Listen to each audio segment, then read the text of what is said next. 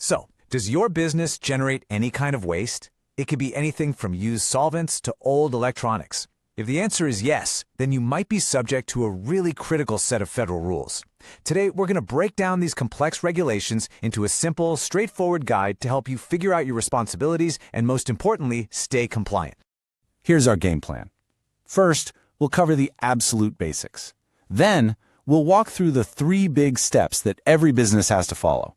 Identify your waste, find your category, and then follow the rules for that category. And we'll wrap up by looking at why getting this right is so incredibly important. Seems like a simple question, doesn't it? But if your business does generate waste, you might legally be what's called a hazardous waste generator. And that one little word, it kicks off a whole set of legal duties. We're here to help you navigate exactly what that means. So, what regulation are we really talking about here? Well, the rule we're zeroing in on is found in the Code of Federal Regulations, Title 40, Part 262. Let's dig into what it actually does. Basically, this is the EPA's official rule book. It sets up what's known as a cradle-to-grave system. That means you are responsible for that waste from the second it's created all the way until it's safely and finally disposed of. It's all about protecting people and the planet. Okay, now this is really important. The burden of proof? It's all on you, the generator. You can't just cross your fingers and hope your waste isn't hazardous. The EPA requires you to follow a very specific, mandatory process to find out for sure. You have to go through these 4 steps for every single waste you make. Step 1. Is it a solid waste? And here's the tricky part. Solid waste can actually be a liquid or even a contained gas. Step 2. Is it specifically excluded from the rules? There are some special cases.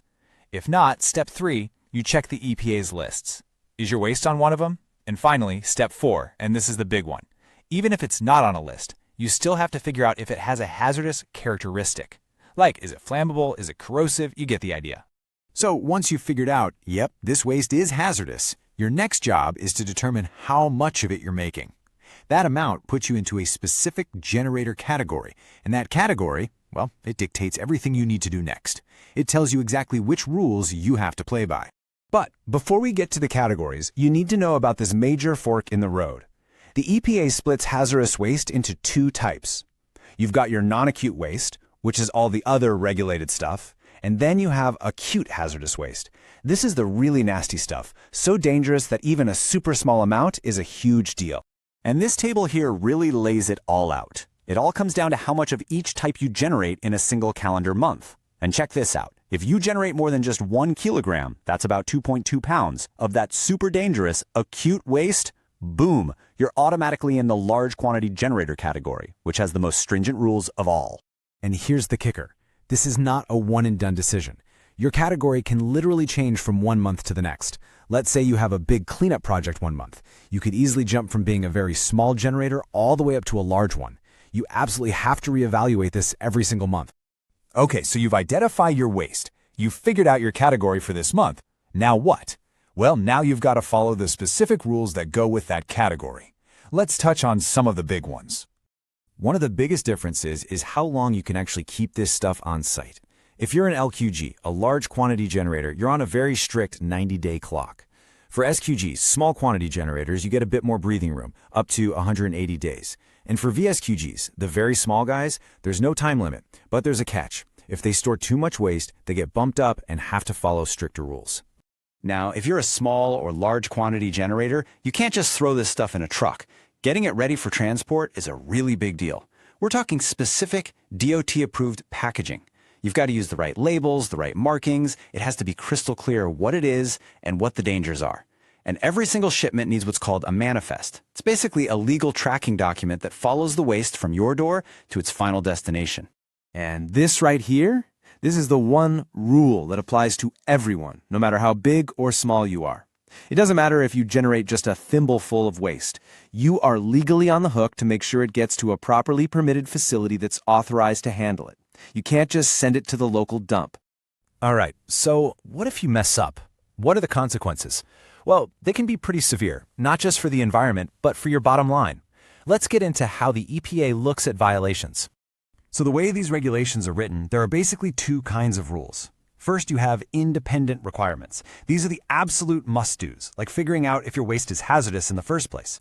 Break one of those, and it's a direct violation. Then you have conditions for exemption.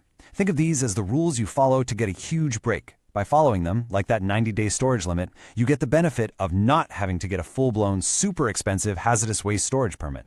So if you break one of those fundamental independent requirements, it's pretty cut and dry. You can face some serious penalties. We're talking big fines and even court orders to force you to fix the problem. But, and this is a huge but, failing to meet one of those conditions for exemption can be way, way worse. Let's say you go past your 90-day storage limit. You don't just get a slap on the wrist, you lose your special status.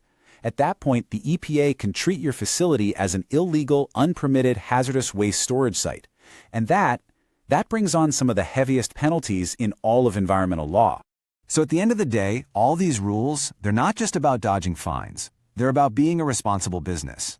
Knowing these steps, identify, categorize, and comply, that's the foundation for protecting your company, your community, and our environment. So the real question is your plan ready to go? If you found this helpful or want to stay updated when this regulation changes, subscribe and support the channel. And if you need the full technical details on this CFR, click the link in the description below. See you next time.